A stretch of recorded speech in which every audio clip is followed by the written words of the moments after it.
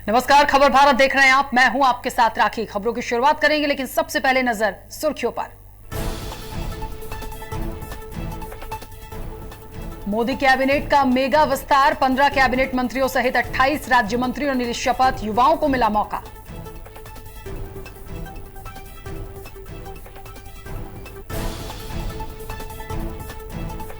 राहुल का मोदी सरकार पर तंज, कहा टैक्स वसूली पे चलती है मोदी सरकार, कर वसूली का भी लगाया आरोप।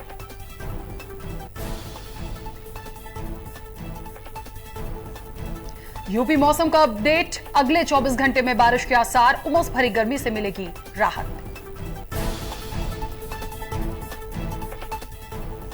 गृह मंत्री नरोत्तम मिश्रा ने 6 पाकिस्तानी हिंदू को दी भारत की नागरिकता, सरकार ने पूरी की कार्रवाई, दिया नागरिकता का प्रमाण पत्र।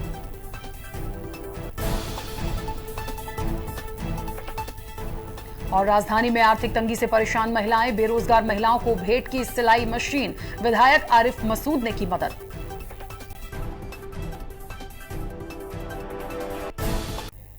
चलिए खबरों की शुरुआत करेंगे। प्रधानमंत्री नरेंद्र मोदी ने कैबिनेट का बड़ा विस्तार किया है। 43 मंत्रियों को शपथ दिलाई गई। इनमें नारायण राणे, सर्बानंद सोनोवाल के अलावा मध्य प्रदेश से ज्योतिरादित्य सिंधिया और वीरेंद्र कुमार समेत 15 दिग्गजों ने कैबिनेट मंत्री पद की शपथ ली। आपको बता दें कि शपथ लेने वाले 28 राज्य मंत्रियों में 7 महिलाएं हैं। मोदी के 8 साल के शासन में इस बार सबसे ज्यादा मंत्रियों को कैबिनेट में शामिल किया गया।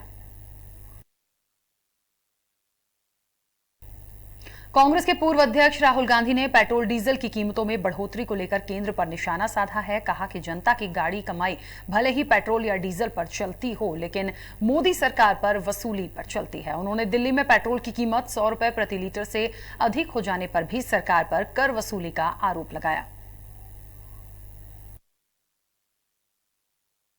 उत्तर प्रदेश के लोगों के लिए राहत भरी खबर है। अगले 24 घंटे के अंदर उमस भरी गर्मी से थोड़ी राहत मिल सकती है। मौसम विभाग ने बारिश के आसार जताए हैं। मौसम विभाग के अनुसार 9 जुलाई से पहले बारिश शुरू हो जाएगी। वैज्ञानिकों का अनुमान है कि मानसून की बरसात अब लगातार उत्तर प्रदेश में जारी रहेगी। उधर मौसम विभाग ने प्रदेश के 5 शहरों के तापमान की डिटेल जारी की है।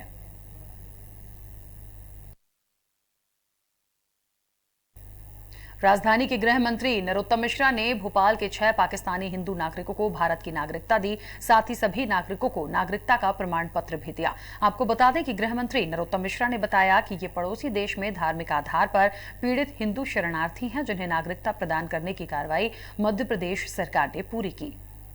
ये पड़ोसी देशों में जो धार्मिक आधार पर पीड़ित हिंदू शरणार्थी कहलाए, जो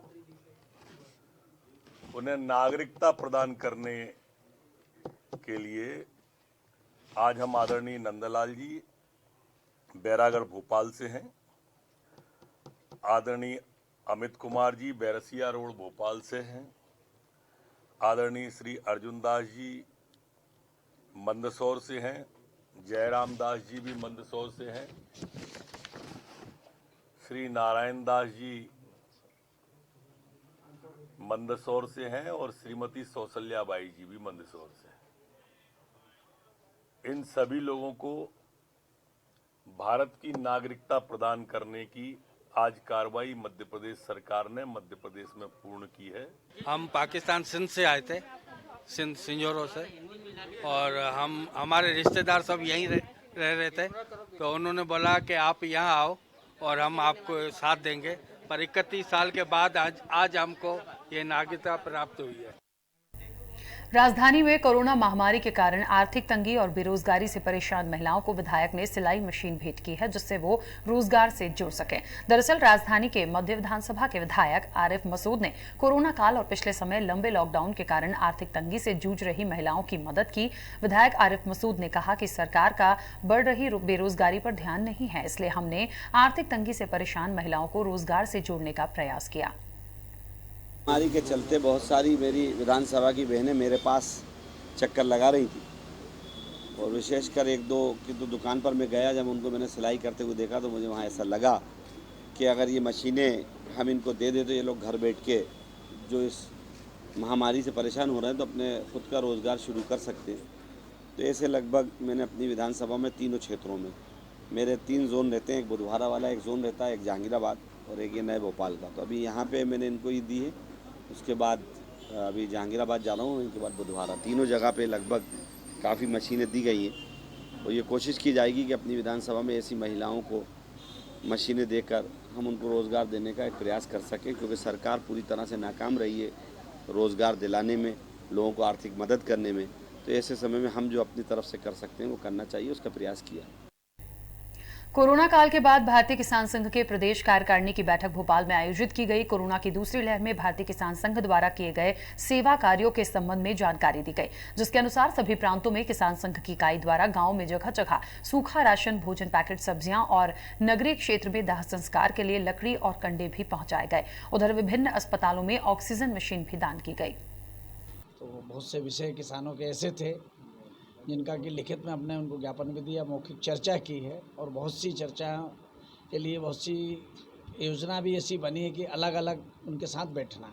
हमने शहरी क्षेत्रों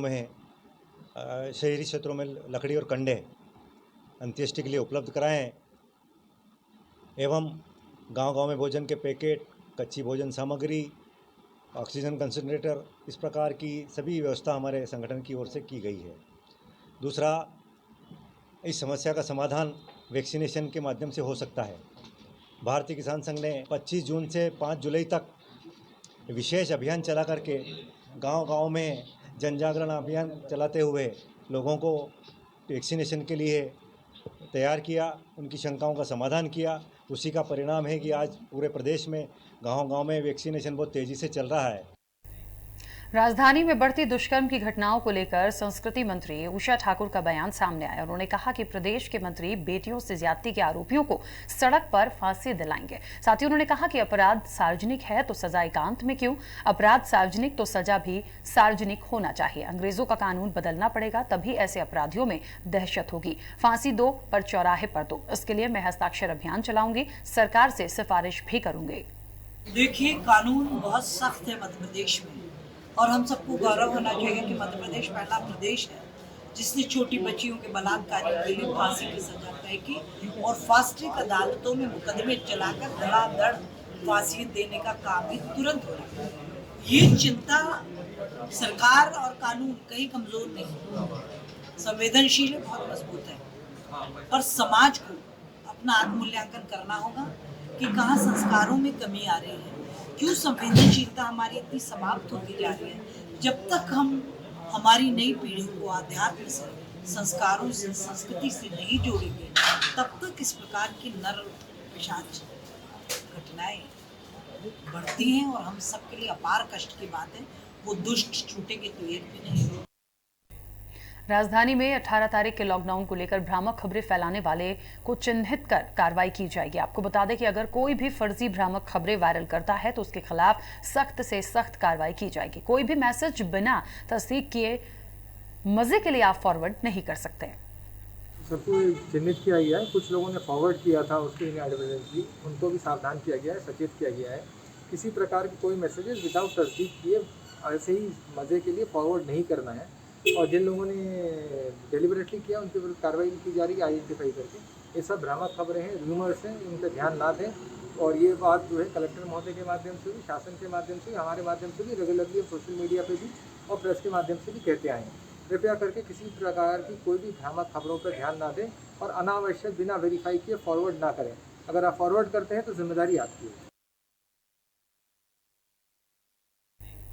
कोरोना की तीसरी लहर से बचने के लिए प्रशासन ने कमर कस ली है। आपको बता दें कि क्राइसिस मैनेजमेंट की बैठक निर्णय के बाद कलेक्टर कुमार पुरुषोत्तम ने बिना मास्क और सोशल डिस्टेंसिंग का पालन नहीं करने वालों पर कार्रवाई के निर्देश दिए थे, लेकिन लगातार जागरूकता अभियान के बाद लोग मास्क नहीं लगा रहे हैं। वहीं शहर के एसडीएम, तहसीलदार के नेतृत्व में राजस्व विभाग और नगर निगम अमला एक बार फिर सड़कों पर सक्रिय नजर आया और बिना मास्क के घूम रहे लोगों पर कार्रवाई की।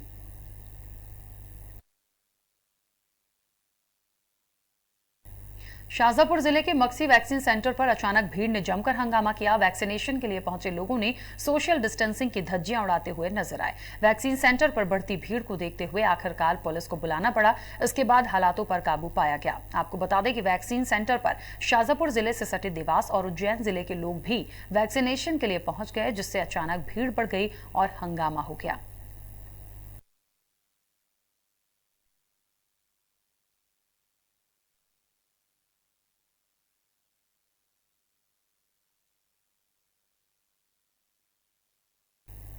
भिंड जिले में कांग्रेसियों ने पूर्व विधायक हेमंत कटारे के नेतृत्व में कलेक्टर को एक ज्ञापन सौंपा है, जिसमें पूर्व मंत्री सोनकच्छ विधायक सज्जन सिंह वर्मा के खिलाफ दर्ज की गई एफआईआर को निरस्त करने की मांग की गई है। इस दौरान कांग्रेस नेता हेमंत कटारे ने कहा कि विधानसभा के सदस्य के खिलाफ विधानसभा अध्यक्ष और शासन के बिना अनुमति के मामला दर्ज करना असंवैधानिक है, जिसे वापस लिया जाए।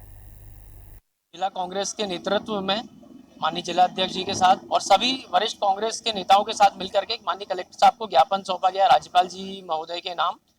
और आज का विषय यह है कि जिस प्रकार से भारतीय जनता पार्टी के दबाव में पुलिस प्रशासन द्वारा नसरुल्लागंज के अंतर्गत हमारे आदरणीय नेता सज्जन सिंह वर्मा जी, जो कि पूर्व मंत्री भी थे, कांग्रेस के शासन में मंत्री रहे और वर्तमान में विधायक भी हैं, उनके ऊपर नियम विरुद्ध तरीके से एफआईआर दर्ज की गई है।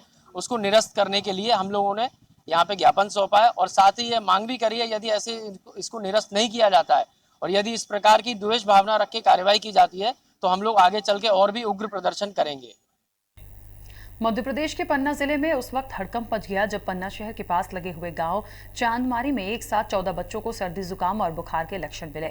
बताया जा रहा है कि पिछले एक सप्ताह में यहां पर 3 बच्चों की मौत हो चुकी है। जानकारी लगने के बाद स्वास्थ्य विभाग हरकत में आया और बीमार सभी बच्चों के सैंपल बच्चों के माता पिता के साथ लिए गए। स्वास्थ्य विभाग के द्वारा गाँव में समुचित उपचार देकर सतत निगरानी की जा रही है, फिर भी हालात सुधरने के नाम नहीं ले रहे हैं। वहीं स्वास्थ्य विभाग अपनी कमी को छुपाने का प्रयास कर रहा है। यही है कि अभी पिछले दिनों पन्ना शहर के नज़दीक का बॉर्डर का एरिया है, वहाँ पे 3 बच्चों की डेथ हुई, लेकिन एक साथ डेथ नहीं हुई है। ये डेथ अलग अलग दिनों में हुई है और इसमें एक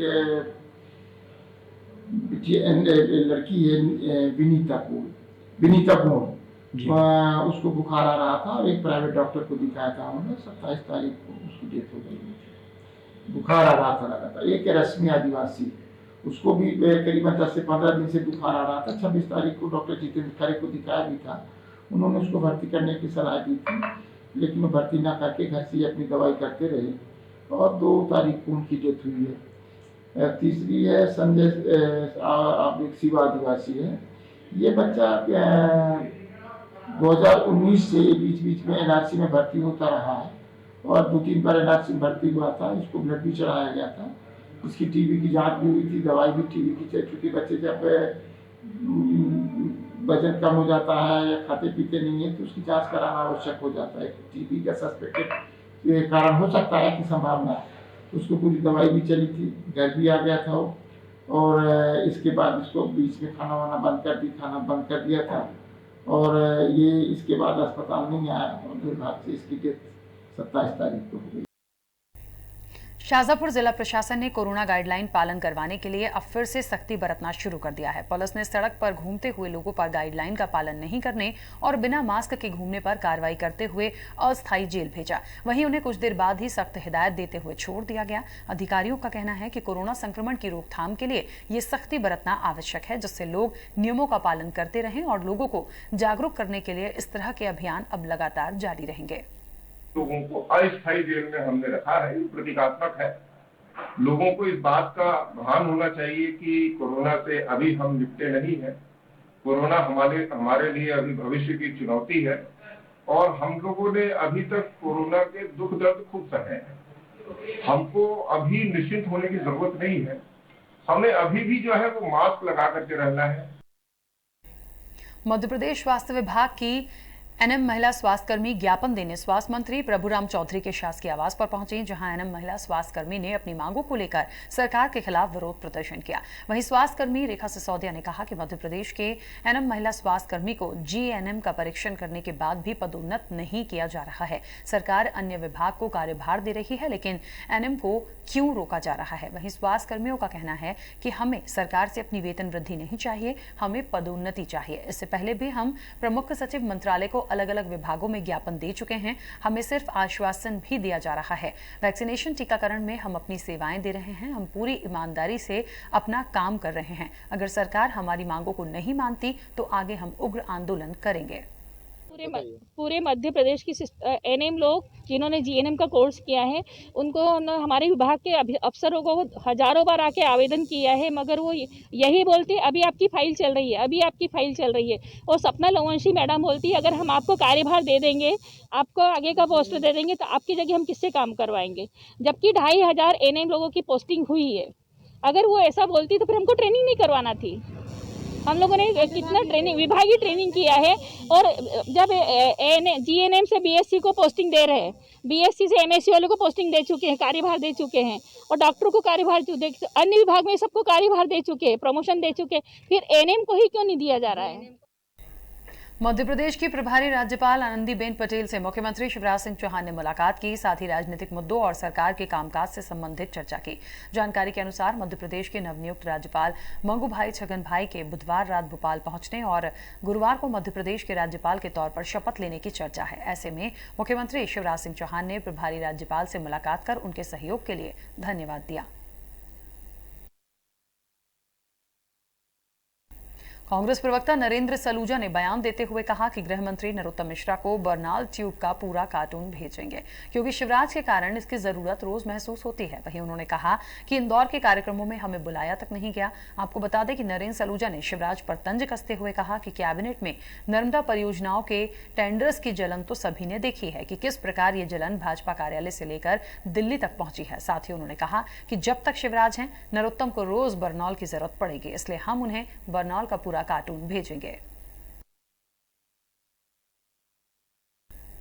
राजधानी भोपाल में लोक शिक्षण संचालनालय कार्यालय के सामने अतिथि शिक्षकों ने प्रदर्शन किया है। दरअसल अतिथि शिक्षकों का कहना है कि जिस विषय में वो स्कूलों में सेवाएं दे रहे हैं, उनको डीपीआई ने शिक्षण सूची से हटा दिया है। शिक्षकों का कहना है कि बायोलॉजी के सब्जेक्ट को वर्ग 2 के लिए अमान्य किया गया है। डीपीआई के द्वारा विषय को सूची से बाहर करने पर नाराज शिक्षकों ने सरकार और डीपीआई के खिलाफ जमकर नारेबाजी की और धरने पर बैठ गए। शिक्षकों की मांग है कि डीपीआई उनके विषय बहाल कर वापस सूची में शामिल करे, जिससे उन्हें फिर नियुक्ति मिल सके।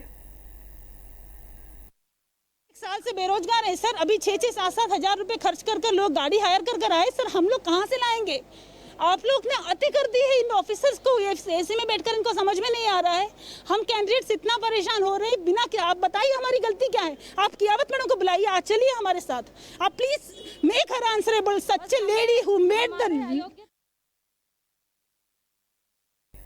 राजधानी में हुए 1984 यूनियन कार्बाइड गैस हादसे के बाद ये मामला बहस से भरा है। सरकार द्वारा यूनियन कार्बाइड के केमिकल कचरे को सफाई कर एक स्मारक बनाने का जो फैसला लिया गया, हादसा पीड़ित संगठनों ने सरकार पर कई सवाल खड़े किए हैं। ग्रुप फॉर इंफॉर्मेशन एक्शन की रचना ढींगरा ने कहा कि सरकार का ये फैसला डाउ कार्बाइड को कवर करने का तरीका है। उन्होंने कहा कि कारखाने में 337 मीट्रिक टन खतरनाक कचरा हटाने की बात पर विश्वास करना मुश्किल है। राज्य में दूसरे पर्यावरणीय हादसे के कारण जहरीले कचरे का ये एक छोटा सा अंश है, जो 0.2% से भी कम है।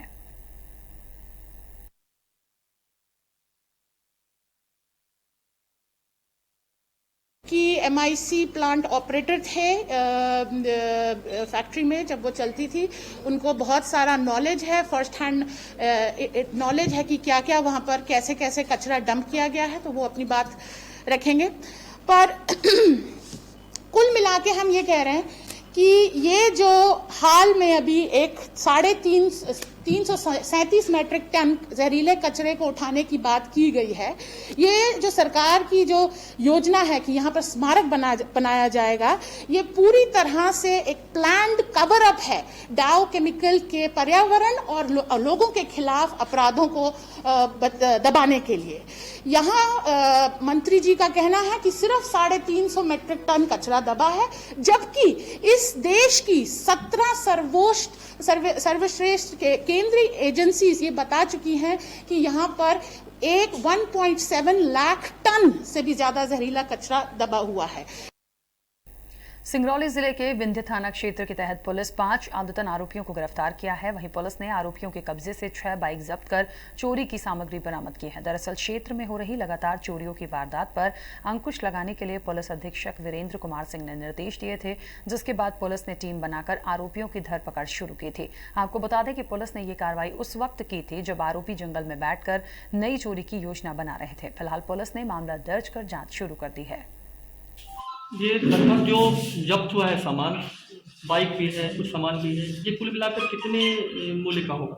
लगभग 3,20,000 रुपये का अनुमानित मूल्य इन सभी चोरी की वस्तुओं का। और आगे भी प्रयास हमारा यही है चोरियों का लगे, अपराधों को लगाम लगे और जो अपराधी हैं जेल के निकले। अच्छा, ये जो आरोपी पकड़ाए हैं ये क्या आदतन अपराधी हैं या फिर मतलब नशे से जुड़े हुए लोग इस तरह की चोरी को अंजाम दे रहे हैं? ये जो आरोपी हैं उनमें से कुछ आरोपी आतंकी हैं जिनके पूर्व आपराधिक रिकॉर्ड भी है।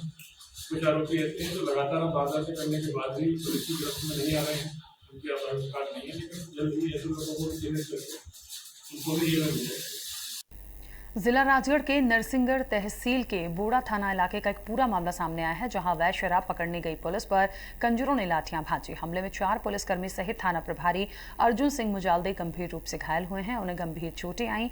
प्राथमिक स्वास्थ्य केंद्र में उपचार के लिए उनको भेजा गया और उसके बाद भोपाल रेफर किया गया। वहीं एसडीओपी भारतेंदु शर्मा को जानकारी मिलते ही नरसिंहगढ़ पुलिस दल बल के साथ बोड़ा पहुंचे, जहां से कड़िया सासी गाँव में दबिश देने की तैयारी चल रही है। इनके घर पर एक कंटेनर के माध्यम से इनकी दुकानों पर अवैध शराब उतारी गई है। जब तस्दीक के लिए थाना प्रभारी अपने दल के साथ वहां पहुंचे तो कंटेनर वहीं पर खड़ा पाया गया। जब इनसे बातचीत करके इनसे बताया गया कि अपना घर खुलवाएं और जो दुकान है वहां पर इसके संबंध में तलाशी लेना आवश्यक है। इनके द्वारा और दुर्गेश सासी जिसके ऊपर पुराने 8 अपराध हैं, जिसमें 307 और जैसे 2 बलवा 34(2) टाइप के गंभीर अपराध हैं और अन्य गांव वालों द्वारा जिसमें महिलाएं भी शामिल हैं, उनके द्वारा पुलिस पार्टी पर पथराव किया गया, जिसकी वीडियोग्राफी पुलिस द्वारा की गई। इसी बीच एक महिला द्वारा जो हमारे थाना प्रभारी हैं उनके सर पर लठ से पीछे से हमला किया गया, जिसमें थाना प्रभारी बहुत गंभीर रूप से घायल हुए और बेहोश होकर वहीं गिर पड़े। इसके बाद पुलिस पार्टी के 4 लोग आरक्षक, एक एएसआई भंवर सिंह पवार और 3 आरक्षक, इनको भी पथराव की चोट आई। जब पुलिस ने डिफेंसिव होकर रिट्रीट करना चाहा जिससे कि हम अपने थाना प्रभारी को इलाज करा सकें, इसी बीच इन्होंने लगातार लठ से और पत्थर से हमला करने का प्रयास किया। अंततः डिफेंसिव होकर पुलिस को अपने बचाव में फायर करना पड़ा, जिसमें 2 गोलियां एक संजय पंडा और एक युवराज जिनके पुराने आपराधिक रिकॉर्ड भी हैं उनको गोलियां लगी हैं और दोनों गोलियां जो अभी तक हमारी सूचना है वो क्योंकि डिफेंस में फायर की गई थी तो कमर से नीचे लगी हैं।